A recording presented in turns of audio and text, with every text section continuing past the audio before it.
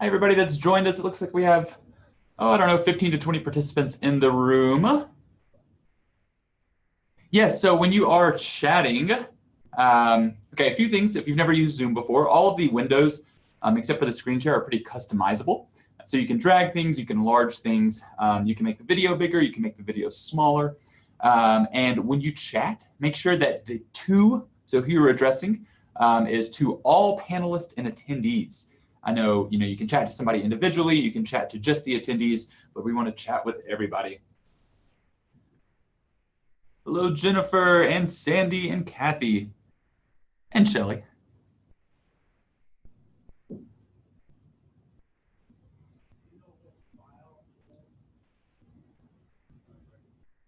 There's also a Q&A function. I believe that's going to be at the bottom of your screen. I don't have the participant view, I just have the administrative view. So if somebody wants to chime in the chat box, but there should be a Q&A button. So if you want to ask a question, it's at the bottom. Thank you, Betsy.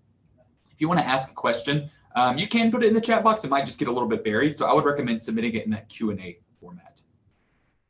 Okay, so it looks like it's in different places, but as long as you can see that toolbar, it should say participants, Q&A, polls, chat, etc.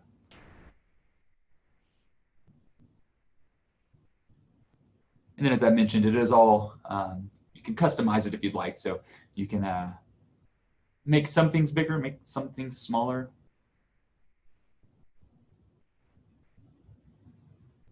Hi, Linda. I feel like you've joined one of our webinars before. It's good to see you again.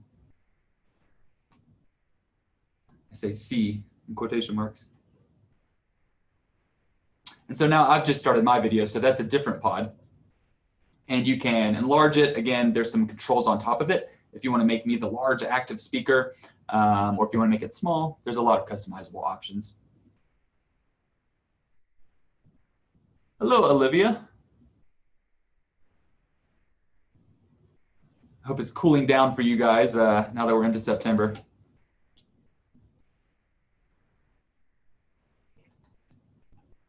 And Jennifer Spirko, where in East Tennessee are you from? Are you from the Knoxville region?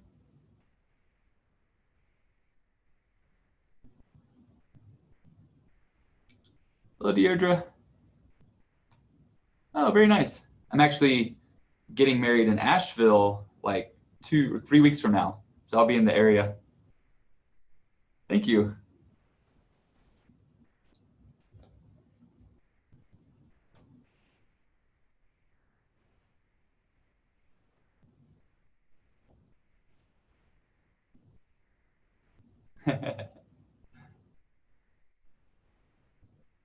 I didn't know that, Vivian. I'm from like South Georgia originally. So we've got plenty of, no, I didn't, but it usually doesn't come out for me until, I don't know, I'm hanging around Southern people.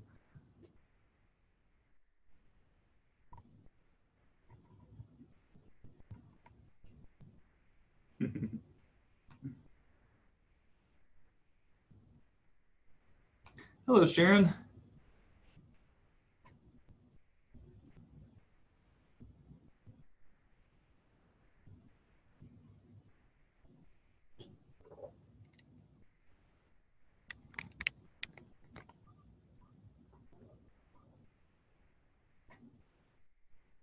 So as the chaos died down from the summer reading programs this year, are you guys back into the swing of things with your fall and regular school year programming?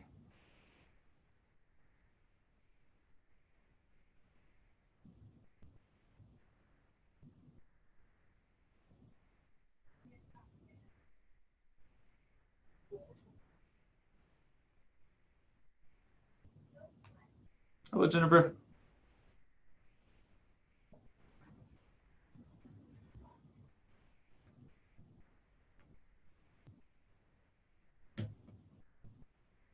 And on to the next mission. I like it.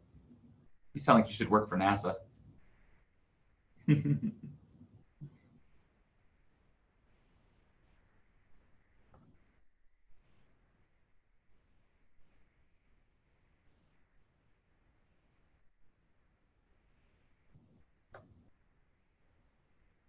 Oh, hello, Fran. Fran, I used to live over in Candler Park, so maybe close to you. I don't know. DeKalb's a pretty big county.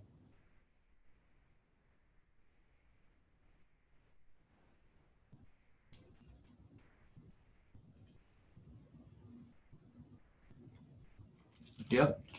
I worked at the Fernbank Museum of Natural History.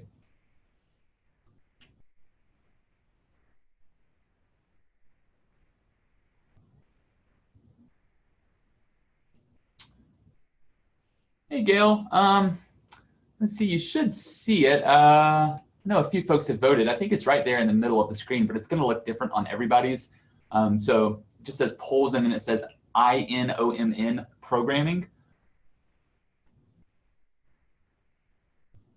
And it's a question about whether you've done programming about International Observe the Moon Night in the past. So if you don't see the poll, this looks like a good number of folks have filled it out. You could just enter it into the chat box.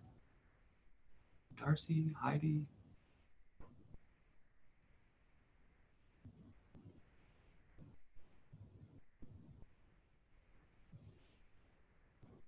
Hi, Killian. I'm sure you can hear me through the walls.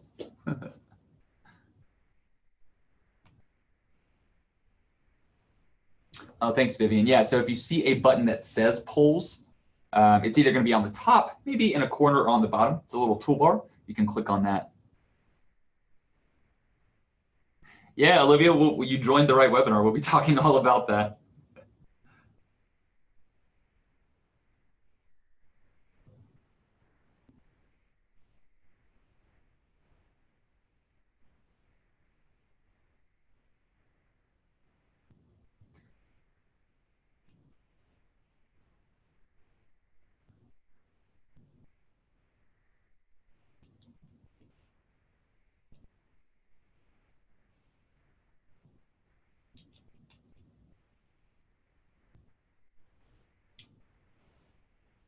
Hello, Laura.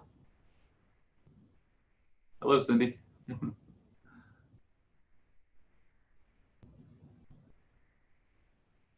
All right, everybody. So I guess I'll go ahead and get started. It's 2 o'clock. I imagine we'll have some folks trickle in, so I'll kind of start a little slow. So this is our webinar all about International Observe the Moon Night. This is an annual thing that, that NASA puts on, and it's all about getting people out, getting to observe the moon. Just a quick little anecdote. Recently, I was walking around my neighborhood, and a lady, one of my neighbors, she said, "Hey, sir, do you want to come look at my telescope?" And I kind of thought, oh, this is a little weird. What do you, like, it's nighttime. I don't know you. You're asking me to come look at your telescope. And I did. So, you know, said yes, went over there and looked up. And I just hadn't looked at the moon with a telescope in so long. And it was so inspirational for me. And it was so impactful for me. And so it's kind of in that mindset of getting people out, and just a simple thing like looking at the moon through a telescope can be really, really impactful. It turns out that lady actually used to work at the Space Science Institute, so we did have a connection there. So if you are just joining us, I've said this a few times, but we're using the Zoom software. So Zoom has these little kind of pods that you can customize. Got my control center in here with multiple computers. So if you want to make my face bigger, not sure why you'd want to do that, you can enlarge it. You can make it smaller. When we have multiple, when Vivian jumps on, you can toggle between who you want to see and everything like that. There's a poll question up. You should have a toolbar that says polls, Q&A, participants. If you click on polls and you want to vote in the polling, I'll give it another 30 seconds or so. It looks like about 20 folks have voted. And that's just asking you whether you've done International Observe the Moon Night programming in the past. And we'll launch another poll a little bit later. And let's see. Other than that, yeah, those are pretty much the little housekeeping things. You should see on the slide there, if you want to join your audio, you click join by computer. Of course, you won't have microphone access. So we ask that you utilize the chat box. And if you have a question, you can put it in the chat box, but it might get a little buried. I would suggest using the Q&A feature for that. All right. So give us just a little bit longer on the polls, and then we'll see the results.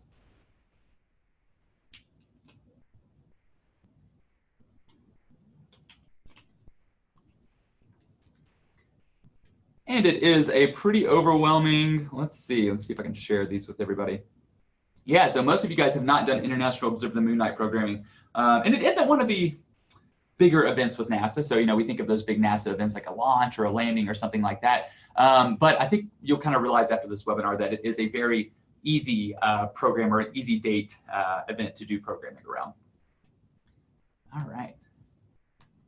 So I'm going to get started on my end of things. All right, so today's agenda. First of all, my name is Brooks Mitchell. I'm the Education Coordinator here at the Space Science Institute in lovely Boulder, Colorado. We have Greg Mosshammer in the chat box. Greg, if you want to say hello. I think he's in the chat box. Yep. And Greg, if you want to go ahead and put that link bank in there that you so graciously developed. So we're going to be talking about a lot of different links today and different resources and things like that. So we created a little link bank that should be able to, you can just have them all in one place. So that way, you don't need to fret about going to that website right now and following that URL. You can kind of take a break, follow that link bank that Greg just posted in the chat box, and find the resource that we're talking about. Additionally, there's going to be a certificate of attendance. I know some of you guys need that for professional development purposes. So that is, let's see. That is going to be available through the survey. So once I close out of here, it'll redirect you to a SurveyMonkey link. And from there, once you complete the survey, you'll get the link for the certificate of attendance. Hey, Cindy, it's 2 links or 2 chat messages above you. Greg Mosshammer posted it. Oh, let's see. I think he only posted it to the panelists. So great. Thank you. Yeah, so everybody, when you are in the chat box and you're typing out a message, under the 2, you can do all panelists, you can do all attendees, or you can do all panelists and attendees. And that's the one you want to do so we can all chat together. So again, all panelists and attendees. No worries, Greg, if you wouldn't mind reposting it for everybody. Thank you so much. All right, you guys should have it now. And then again, with that certificate of attendance, do the survey afterwards. You'll get the certificate. Or if for some reason you can't find it, it doesn't work out, just email me and I'll send it over to you. Perfect. So today we're going to be doing some introductions, some reminders, a little bit talking about 2019. I know it seems far away. And then we're going to be doing a hands-on activity. It should be fun and a little messy, hopefully not too messy, called Crater Creations. Then I'm going to turn things over to Vivian White, who you just heard from. She is from the Astronomical Society of the Pacific. And she's going to talk about some really awesome NASA resources and ASP resources that will help you kind of facilitate a good international observe the moon night. If we have time, I'm not quite as worried about this. There is a cool NASA application called Lunar, and I'd like to show that, at least just show you where the website is. We did a webinar all about it last year. So if you really were interested in using Lunar, I would encourage you to visit last year's webinar. And then lastly, we'll do a Q&A with whatever time we have left. Easier said than done.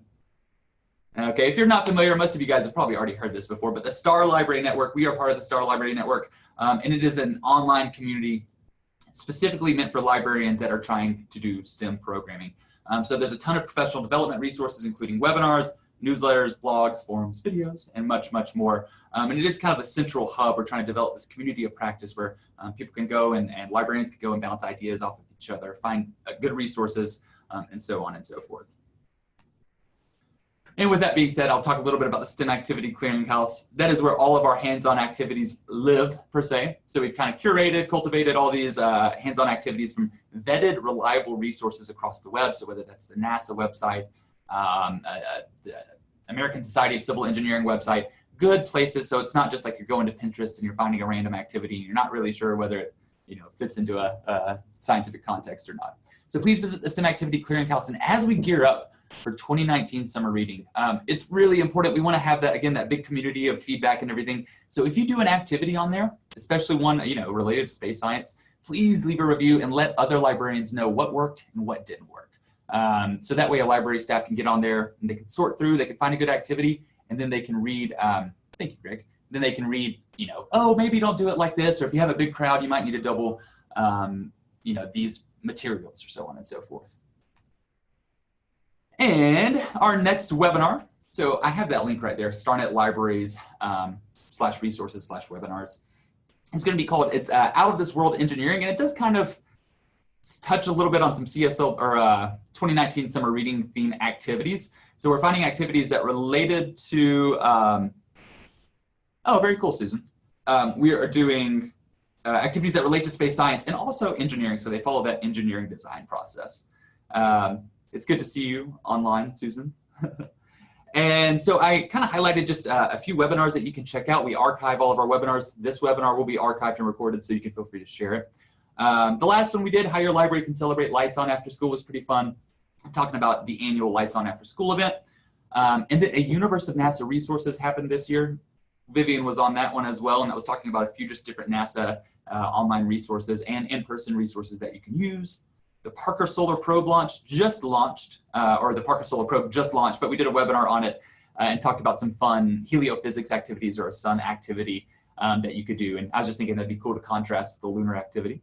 NASA partnerships in your own backyard. And then again, the 2017 International Observe the Moon Night webinar is definitely one to check out. Our friend Brian Day highlights the Lunar Trek software, which is really nice.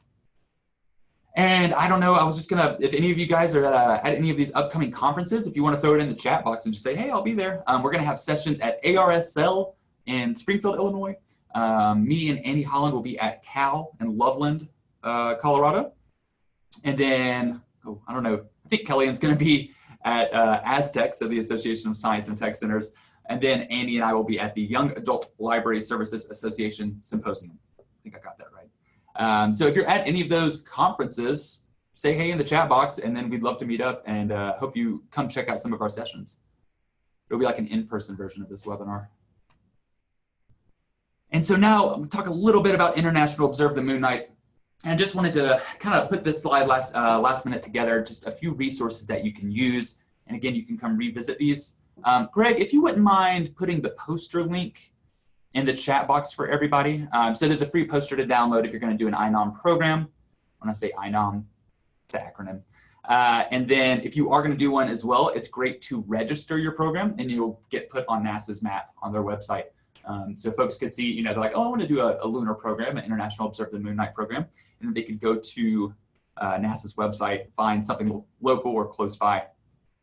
Also, I just put these upcoming InOMN dates, just so you know, for next year, October 5th, and then the year after that, September 26th. Okay, and this is very exciting. We're super happy to be able to help out with doing training for 2019. So the Star Library Network is partnering up with CSLP to provide resources, webinars, things like that to support the summer 2019 reading theme. So I know that's just kind of kicking off. Because 2018 just ended, but we hope that you will turn to the Star Library Network for a lot of different resources related to, the universe of stories in summer 2019. Are you guys excited, or are you kind of like a little iffy right now because you just finished a hectic summer? And if you type in the chat box, remember, to all panelists and attendees.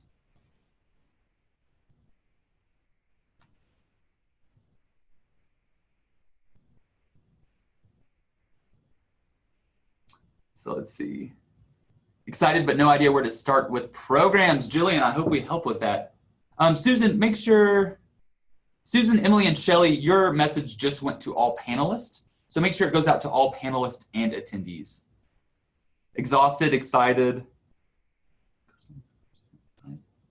And then Susan, I'm not sure about the customizable posters, but I know that link I just sent are their kind of official posters. Awesome. I believe they do have some customizable posters coming up soon. Yeah. Okay. Awesome. But I don't know when. Yeah.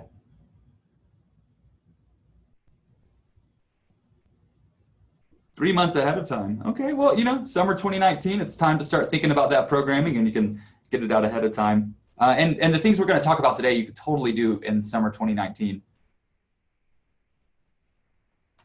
All right. Awesome. You guys can keep on populating that chat box if you want, but I want to highlight an activity. I'm a little nervous about this one because it's going to get a little messy, but it is really fun. It's called Crater Creations. And the whole idea here, so when we look up at the moon, we're going to see, or if you go out with your patrons and you do a moon observation, you're going to see a lot of craters on the moon, right? And you might see different streaks, different colors, different textures, things like that.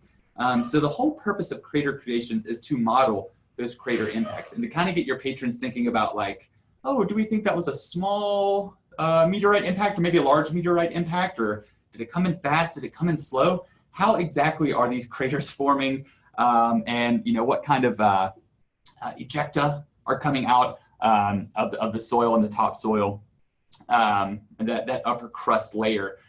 when those crater impacts happen. So if you bear with me real quick, I'm just going to get our camera set up right over here. And Greg posted that link for crater creations in the chat box. It is on our clearinghouse.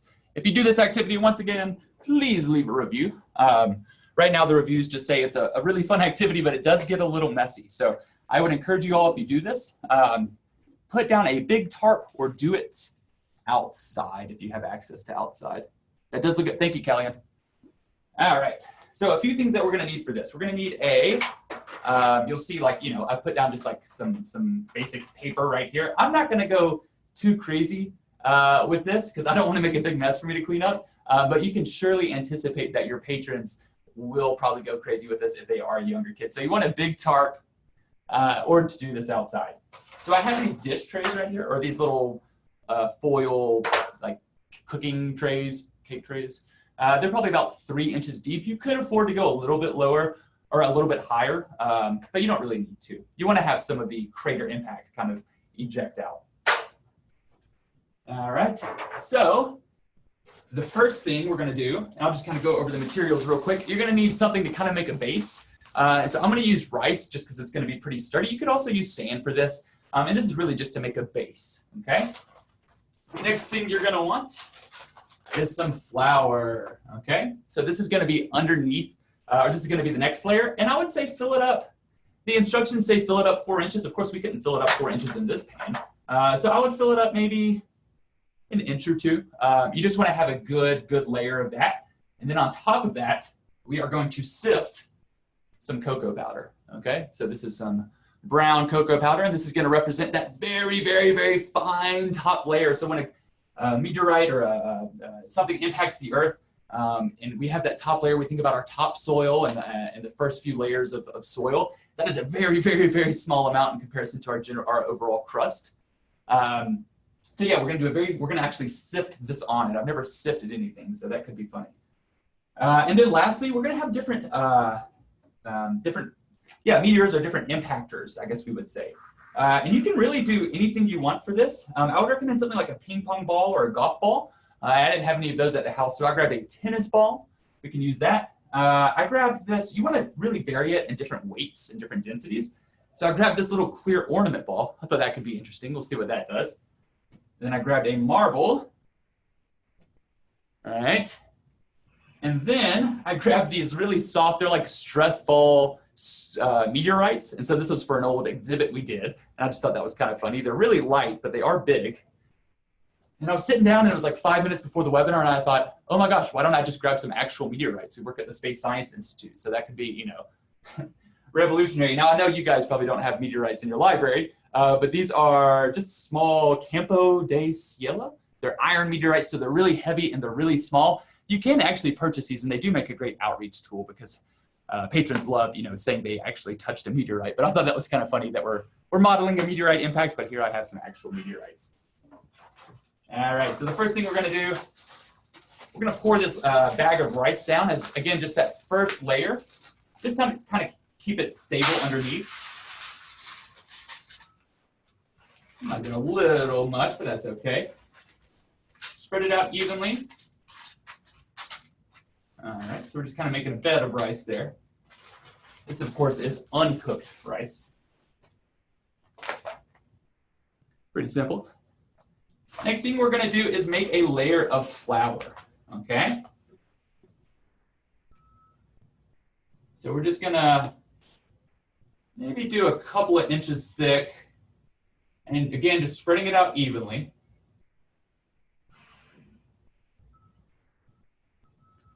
That picture that you're seeing is actually from a lunar and meteorite sample certification we did. Where some of our friends from NASA came and certified people to be able to check out sample disk. Oh man, now I'm gonna have flour all over my hands.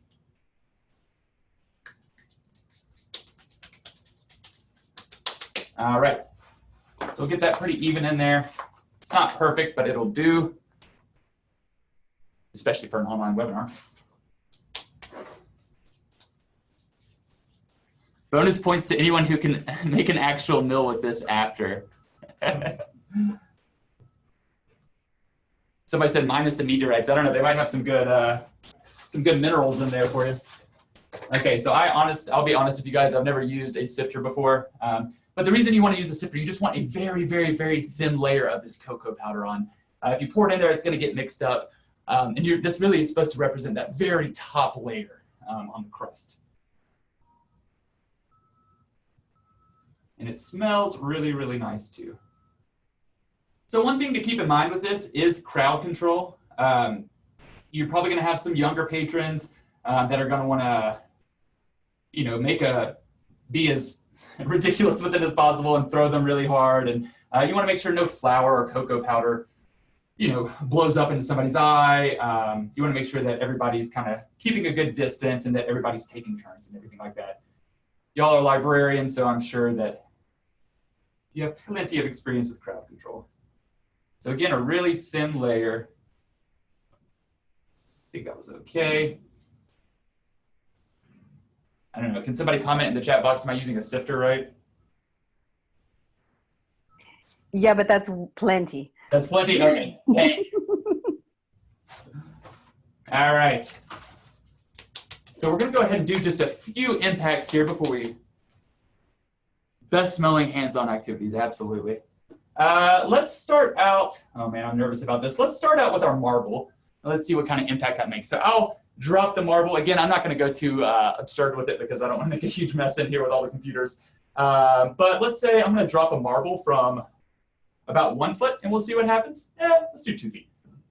And then I'll drop a tennis ball. So there's a lot of different variations you can do on this. You can do the same size object with different velocities, the same size object from different heights. You can do different size objects from the same height, different weighted objects. Again, it's very open-ended, and you can chart out kind of some of your results if you want. And you want to see the streak patterns of where the topsoil is going, and so on and so forth.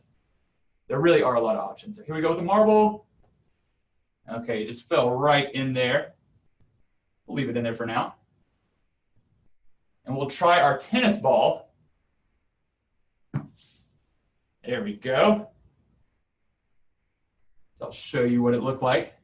I probably did use a little bit much cocoa powder, but you can see a little bit of some of that white flour streaking out of there. All right, now let me try these from a little bit higher. Let's see what we get. Wasn't quite as messy as I thought. Uh-oh.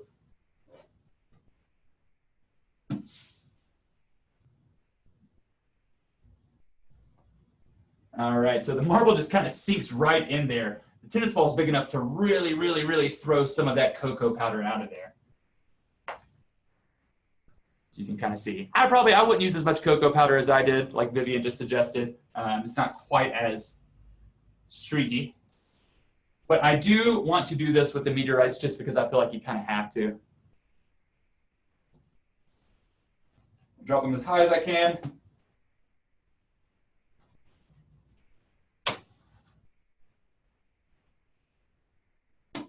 All right.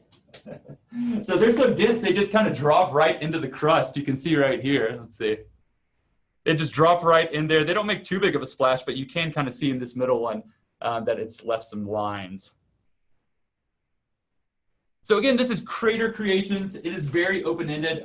And honestly, your patrons are probably just going to love the fact that they're making a mess in the library. Let's see what's... it's great to have a comb or a slotted spoon for resetting it. Yeah, absolutely. So you are going to want to, after you're done doing this activity, you're going to go back in and kind of let's see, I can maybe do it with the sifter, maybe not. Kind of reset it a little bit to get some of those impacts. All right. See if I can touch my computer now without it frying up.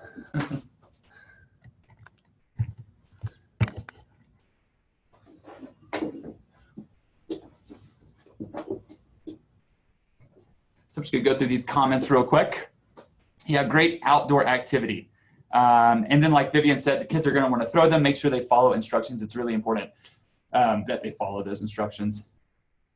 Different angles of entry, absolutely, Sharon. So you could have somebody tossing it maybe from underhand, maybe from a few feet away. How many people per pan? I think Kellyanne said, wow, a kiddie pool or 300 visitors with a big plastic storage container. Yeah, definitely outside. I don't think I did too much damage in here, luckily. With the holes on top, and you can get mini rounds. That's a great idea, Vivian. So just kind of like making a makeshift sifter, if you will. So something like you pour salt out of, or a salt shaker. Great idea. Okay, it smells like cocoa in here now. All right, so I'm gonna actually get ready to turn things over to our guest speaker today, Vivian White. And Vivian, again, is part of the Astronomical Society of the Pacific. So when she is speaking today, I'll be kind of monitoring the chat box. So if you do have any questions for her, you can put them in the chat box and I'll hold on to them, or you can put them in that Q&A function. And Vivian, I guess I'll turn things over to you. Do you want to go ahead and share your PowerPoint slides? Hi, guys. Yeah, can you hear me all right? Sounding good. Okay, I think I can take over here. Let's try this. Stop sharing on my end. All right, 2 shakes. Hi, everybody. Let's get this up. Might work. Nope. It worked a second ago. Oh, I think that's it. Okay, can you see my slides? The International Observe the Moon Night and the Night Sky Network. Welcome, everybody. I'm so excited. This is the first time for you guys, for many of you, to do an International Observe the Moon Night event. They are so much fun. I am tuning in from foggy San Francisco, California at the Astronomical Society of the Pacific. And I run the NASA Night Sky Network, which is a group of astronomy clubs across the country. And I am here today to encourage you to use them as a fabulous resource. Before I get started, I wanted to show you this. Let's see if it'll work. You're going to want to turn up, well, I guess you probably have your sound up, huh? Try this.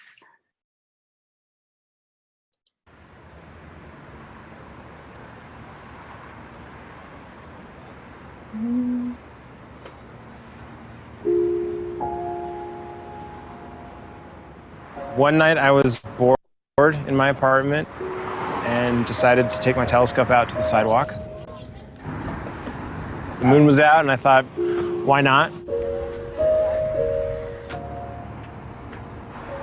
Within a few minutes, people started walking over and asking what this thing was. Hey, what is that, bro? It's a telescope. Whoa. Do you want to check out the moon? Do you want to take a look at the moon? What is it? It's the moon. How am I supposed to look? You're supposed to look right here.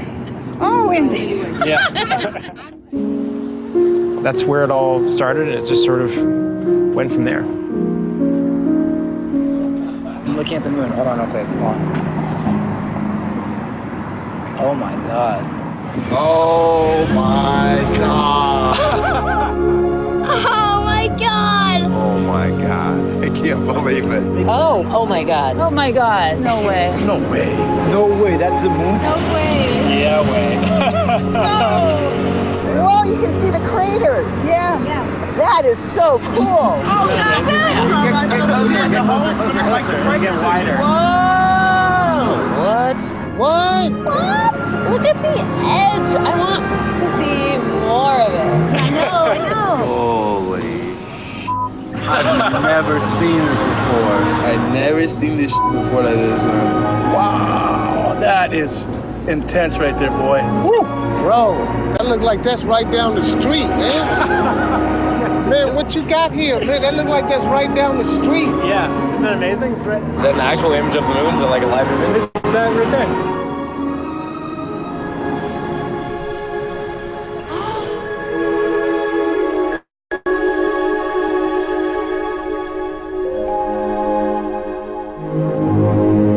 To be able to see it up close and feel like you could almost reach out and touch it, and that's what makes it real to us. That is incredible. I kind of felt like I just landed on the moon. It makes you realize that we are all on a small little planet, and we all have the same reaction to the universe we live in. Wow. Whoa. Oh, wow. Wow. Wow. Yeah, wow. I think there's something special about that, something unifying. It's a great reminder that we should look up more often.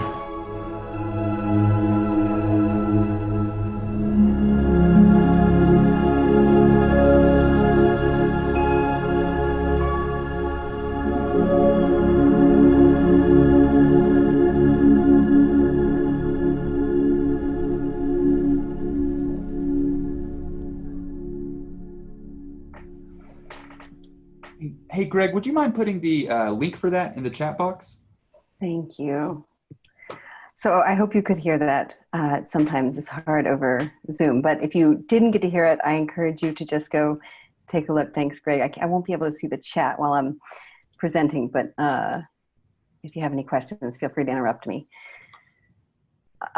So that, I have seen that probably 100 times, and every time I get a little bit misty watching, because amateur astronomers are doing this outreach every day, and October 20th of this year is a fabulous time to do it at your libraries. It's part of an international movement where everybody all over the world is going to be observing the moon, probably not at the same time, but on the same day. And it's a chance to give your visitors, your patrons, something like this to be inspired about. And amateur astronomers are a great way to help you do that. So I just want to tell you a little bit about the NASA Night Sky Network. We are a group of more than 400 astronomy clubs all across the country. And there's an average of, I think, 20 events per day posted on our calendar every day. A lot of them are going to be on the weekends, but you can find your local astronomy club. You just put your zip code into the search bar, and it will bring up events and astronomy clubs close to you. And these astronomy clubs, I really encourage you to use as a resource for your library. Get connected with your local astronomy club if you're not already. Is there anybody who has already connected with your local astronomy club? I think that was one of the polls. Brooks, do you have a poll question about that? We can leave that up while we're... Yeah, let me launch that real quick. Awesome. So if you're already connected with your local astronomy club, congratulations. If not, you absolutely should be. There's so much to do, and they are such an amazing group of volunteers. So these are amateur astronomers who enjoy doing outreach for the joy of those wows and the holy tamales. And the Night Sky Network helps support these amateurs by offering them hands-on activities that they can do at the telescope with audiences. There's also plenty of presentations that we offer, so a whole wide variety of resources for doing outreach specifically around astronomy. I know the StarNet has this amazing clearinghouse as well, so that was for libraries. This is particularly for amateur astronomers in the types of settings that they find themselves, often at libraries. They do daytime outreach, also nighttime outreach. So a lot of them have solar filters. Wow, about half and half. You guys, I'm so excited you're already connected. And I know there are a few solar system ambassadors on here. Now these are another great resource. I don't have a slide about you, but I heard that you're joining and I'm really glad you're here. Solar system ambassadors are another great resource for connecting with subject matter experts in your area. So I don't think I have that link, but I'm sure that it's on one of those link banks. Along with the NASA Night Sky Network resources, there's also a Night Sky Planner on the front page. You can find it. It will help you plan events around moons, around, you know, if there's something spectacular that's going to be in the sky, like an eclipse. The Night Sky Planner helps you plan for this month or this year or tonight to see what's up. There's a picture here of one of our volunteers in Tucson at a Pima County Library. And this is a library telescope program. I'm gonna go on to the next here. The last bullet here is the library telescope program. And that is where amateur astronomy clubs provide a telescope for your, I think it's a library of things many of you have. So that's not specifically through the Night Sky Network, but I just wanted to mention it because it's a great program if you're interested in doing that. I wanted to talk about connecting with astronomy clubs and getting them in your libraries for International Observe the Moon Night or any other time, because they're great to have. They may be already planning an event for International Observe the Moon Night this year. It is a great, because they're all volunteers, it's a great group to request events early. So they are happy to plan events many months out, since I know most libraries also need to do that. Right on the Night Sky Network website that I gave you earlier, I'll put all the websites at the end, and it's in the link bank that Brooks sent out. But You can request an event from most clubs right on that website. So that will ask you all of the pieces of information that they would need in order to know whether or not they can give you an event for that day or your backup day or whatever you want to do. They do indoor events. There are lots of times when they're, either it's cloudy and you've planned an event for outside and it's cloudy, so they often have backup activities, and they will let people play with the telescopes and figure out how they work, or they'll have activities like the moon crater if you have a good spot to do that. So please go ahead and take a look for your local astronomy club on the Night Sky Network website. Send them an email, introduce yourself, tell them what kind of events you'd like to hold. They'd be thrilled to partner with you. This is what they do. Most, I think, probably all of the astronomy clubs that we work with have in their charter a drive to do outreach with the public. And so this is part of why they join amateur astronomy clubs. And you'll have really, really passionate people around to help you talk about the night sky. They're also great resources to be able to have on hand when people have a question. You can say, I don't actually know that, but you could ask somebody here. There's somebody local who knows that piece of information. I am part of the Night Sky Network. I'm an amateur astronomer myself, and I'm on hand for the Berkeley Public Library. If they ever have questions, they can just give me a call and say, we have a patron who wants to know what that is in the east after the sun sets, and I'm happy to help. So I'm glad a lot of you are already connected. Let's see. Yeah, the Library Telescope program I've also got on the link at the end, so you don't have to look that up. I wanted to show you a little bit about some of our outreach resources that might be useful to you in libraries. We've got this bit.ly here, NSN Moon Night, is where you'll find all of these resources and plenty more. It's our International Observe the Moon Night resource, so it's got all of them combined. We have handouts like the Skywatcher's Guide to the Moon, where you can look and see what's available to be seen on the moon when you're looking up at it. It's great to have a good pair of binoculars in your library of things if you're checking those kind of things out, even if you don't go the full way with the Library Telescope program, which is a lot easier than it sounds, I might tell you. Even if you don't go the full way, a pair of binoculars is great for viewing the moon, and they're pretty easy to keep up with and pretty sturdy as far as instruments go. So these are great things that can be seen with binoculars when you're looking at the moon. Actually, you can see many of these things naked eye in the handout there on the left, the Skywatcher's Guide to the Moon. It tells you about what you're looking at and where the Apollo missions landed. So there is that. There are things that you can print out on banners. The top right is the Earth's Moon banner, and it tells you on different phases of the moon. These are the phases that can be seen in the evening all around the side on the top there. It'll tell you what you're looking at each night. So it's a nice one to have on hand. One thing that I really encourage librarians to have around is a few of these polystyrene balls. That's being shown on the bottom right there. And there's an activity that's linked from that bit.ly there, and it's about phases of the moon and observing them during the day. So anytime you see a moon out during the day, this is a great activity just to pull out, because what you do is you take one of these balls and you hold it up, put your hand out at arm's length, and you hold it up just next to the moon and close one eye. And you'll see, if you're in the sunshine, you'll see that the same side of this ball is lit up as the moon right there. And it's a really great way for people to begin to understand actually what's happening with the phases of the moon. And then you can go and make a loop and say, oh, look, I'm gonna make a full moon. So most people think that the Earth's shadow creates phases of the moon, which is not true.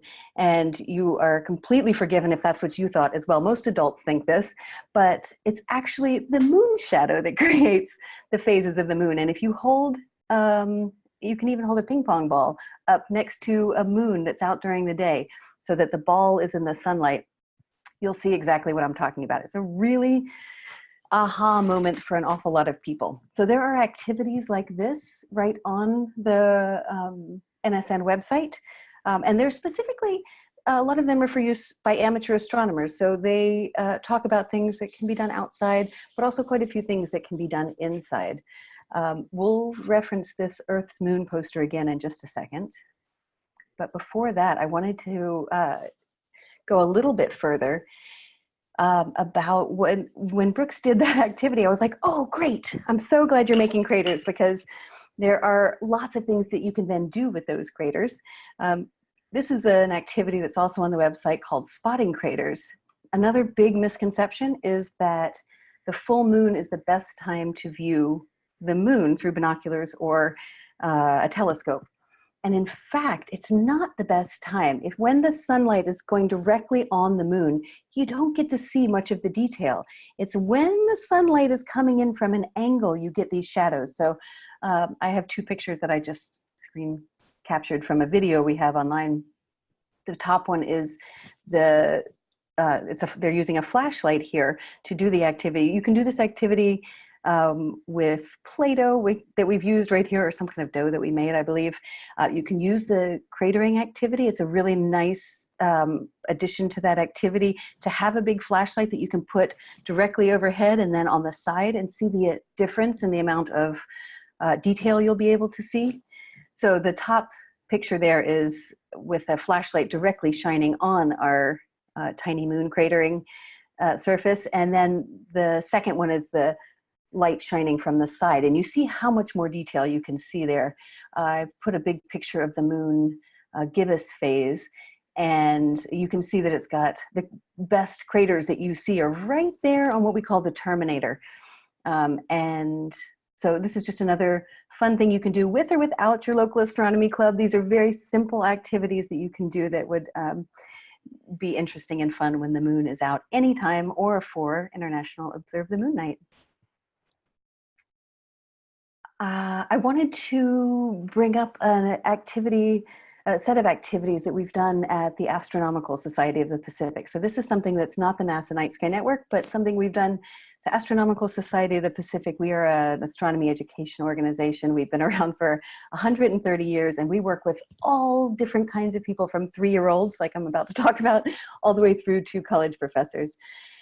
We have a new set of activities for really young kids, and I know a lot of you do probably story times at your libraries and things like that. Well, these have been researched and tested and tested and tested. They are specifically they were designed for museums, but they have proven really, really effective in libraries, and we've paired a lot of them with books so that it's a little bit easier to bring them into your library. So there are about 7 activities that you can do. There's also some short videos on developmentally appropriate science practices to do with this age group. So I think if you're interested, this is a great way to bring science to the younger kids that are visiting your library. If you look on the bottom right, there's that moon banner again. And one of the things we do for the young ones is to have them try out very simple binoculars, and we have recommendations of which ones seem to work the best. And we're not affiliated with them at all, but we've tried a lot of different kidnoculars. Actually, these are called kidnoculars.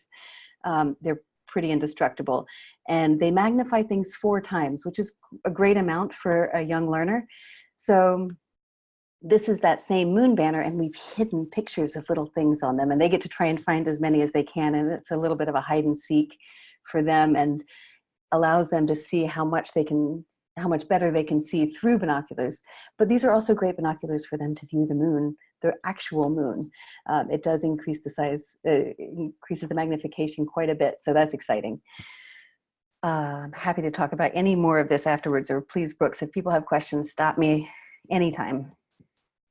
One other thing that I wanted to, show you is along with those, on the right-hand side of this, we have, do you guys know about Moon Bear's Shadow? Frank Ash is just a delightful author an illustrator who makes great kids books, and Moon Bear's Shadow is one that we took and we created an activity to go with it. It's very simple. You need very few materials, just like a little bear, and you can make a scene out of felt. It's very simple. So most of these materials you can find on your own. We're also not affiliated with Frank Ash. We just love the book, but you can see it helps children start to explore shadows, and this book is also involved with that. So that's a really fun one.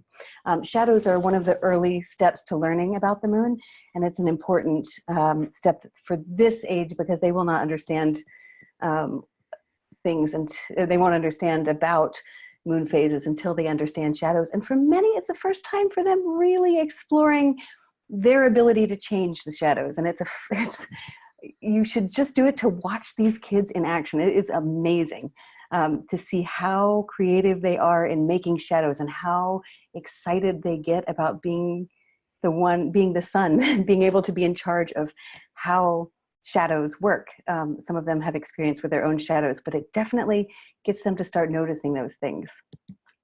And we also, out of this My Sky Tonight project that these activities come from, we've written a book called Breakfast Moon. It'll be out in October. And it's really great for young children. It is a way to relate moon phases to things that they see. So maybe it's a turtle or a cereal bowl when they see a gibbous phase, like we saw before. And then it also talks about keeping a moon journal and looking out the window to see where the moon is each day. It's a lovely exercise and also a really fun book. So it's got, it tells you about different phases of the moon and how to relate those to foods that we all eat or that we're familiar with. So I would like today, it's not out yet, it's coming out in October, and we have, this is just a pre-copy, we have a big library version that's 12 inches square, so it opens up into a 2-foot large one. It's a library edition. And although they're not out yet, I would love to give one away today, and we'll send it to you when it is out. So, Brooks, are you ready to help me out with this? Are you there? I don't know if you're... Yeah, there we go. Okay, yes. Cool. Okay, I can't see the chat, so I think you're going to have to do this. Okay. Here it is. You guys all get your typing fingers ready. Make sure that your 2 says to all panelists and attendees so that everybody can see this here. I'm going to ask a question, and you're going to type it into the chat, and the third person that types the right answer, I will send you one of the very first copies of the new Breakfast Moon book that comes out, okay? We're really excited about this here. One more time, I'm just going to say it. Make sure that in the chat box you are addressing all panelists and attendees. Okay, are you ready? Yeah. All right. What is the answer to the meaning of life, the universe, and everything? I'm hoping you guys are geeky enough as librarians that you will get this. Okay, I think we got a winner. You said the third one, right? The third person, yeah. Okay, it's the... Who is this? Rachel. Oh, I can't see her last name. Rachel H. Rachel H. Congratulations. Okay. Rachel Heinrich. Yeah. Heinrich. Okay. Rachel, if you send one of us your address, we will send that to you as soon as it comes out. Congratulations. We're really excited about this book, and as a way to bring the moon into the classroom. It won't be ready for International Observe the Moon Night, sadly, but it'll be good to have in your libraries at some point, I'm sure. So those are most of the resources I wanted to tell you about. I also, Brooks made mention of next year's big Apollo 50th anniversary, our 50th anniversary of humans on the moon, which is so terribly exciting, and the Universe of Stories reading that is coming up. Feel free to reach out to the Night Sky Network with any questions you have. These are where those resources live. I know you also have that bit link, set of links that you've sent everyone as well. But the NASA Night Sky Network, you're welcome to please engage with amateur astronomers in your area or send us an email if you have any questions.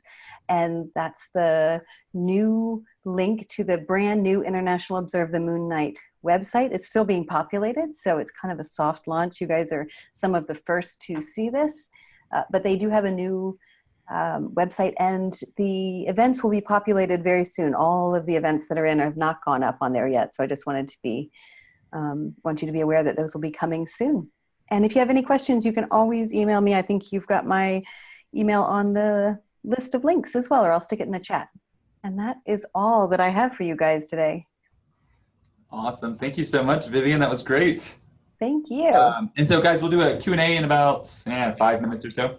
So any questions that you have, you'll put them in the Q&A little icon down there at the bottom of the chat box. So I just wanted to show you all real quick. I'm not a master at this software, but it is a cool kind of, let's say you host a big InOMN event, and the day comes and you can't really do anything about the weather, and it's like a cloudy, overcast night or something like that, or you can't see the moon, or you just want to do a lunar program during the day. This is some software developed by NASA. I believe it was developed by the JPL, the Jet Propulsion Laboratory. But yeah, let me go ahead and pull this up real quick. It's called Lunar Trek, and I believe they have one for Mars as well. But it's basically like Google Earth, and it's pretty cool because you can pretty much explore the entire, let's see here, lunar surface. All right. So let me navigate around here real quick. Go to Trek. And so when you get on, there's a little tutorial.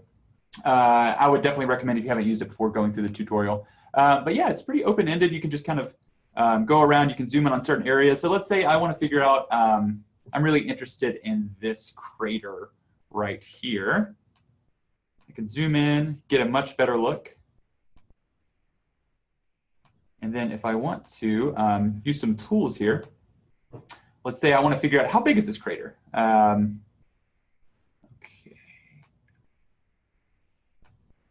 You can measure its diameter. See if it gives us an answer here. 550 kilometers. Okay, so we can see how far wide it is. If we want to figure out, like, oh, this is really cool to me. What's the elevation profile? So how far down does it go? How far up does it go? Let's cross over from right there.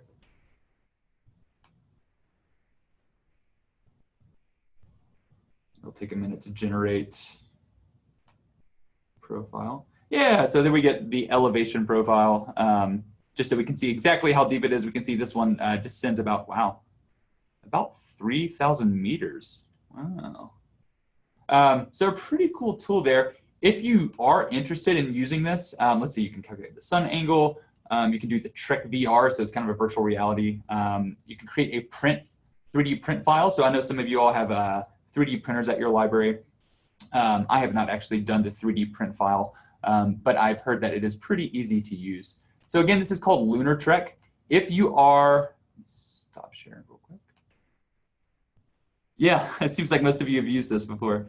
Let's see, in the 3D print. Thanks for putting the link in there, Greg. If you're really interested in hearing about all the functionality of Lunar Trek, I would definitely recommend checking out our 2017 International Observe the Moon Night webinar with Brian Day. He is a master of Lunar Trek and created a really nice presentation to kind of walk people through it. But yeah, the tutorial is enough to kind of get you started. And it's a great thing for tweens, teens to mess around with, especially ones that have used Google Earth before. I know when Brian first showed it to me, I was like, oh, that's cool, I'll check it out. And then like 3 hours later, I was still playing with it. So that can be a little addicting.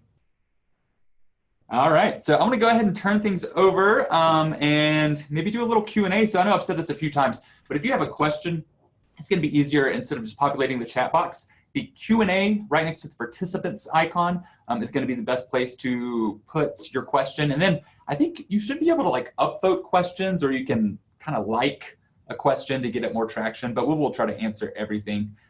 So again, just use that Q&A function for any questions that you have. I have a little slide, but I don't think we need to put it up. It just says, use the Q&A function. I know, Susan, you were asking what that, the moon diagram poster that the kids were looking at, I think you were asking, what is that made of? So is it like a really sturdy poster, or I wasn't sure if it was just a file that you download. Vivian, do you want to? Yeah, so you can download the file. We have that on the link there. I print it on vinyl because I use it all the time. It's a really great one just to be able to pull up any old time. And but you can print it on anything you want. It's a 3 foot by 3 foot. So I mean, you could get that done at a regular print shop on heavy poster board for maybe $70. On the vinyl, I really find that, or even having it laminated or something, some way to keep it a little bit more sturdy. And yeah, I think the vinyl is the way to go if you're going to use it more than once, and I hope you do. I also saw Sharon mention 3D printing, and on the the best time to view the moon activity, it does have links to NASA's 3D printing profiles of many of these craters where the astronauts landed. So it's having a 3D print of those craters is also a great way to show when the best time to view the moon is. Mm-hmm. Yeah, so I love 3D printing, and I know some libraries are now really getting into that. So if you have a 3D printer, it's great to have some that you don't have to make out of flour or Play-Doh. Those are a nice way to go. Yeah, absolutely. Yeah.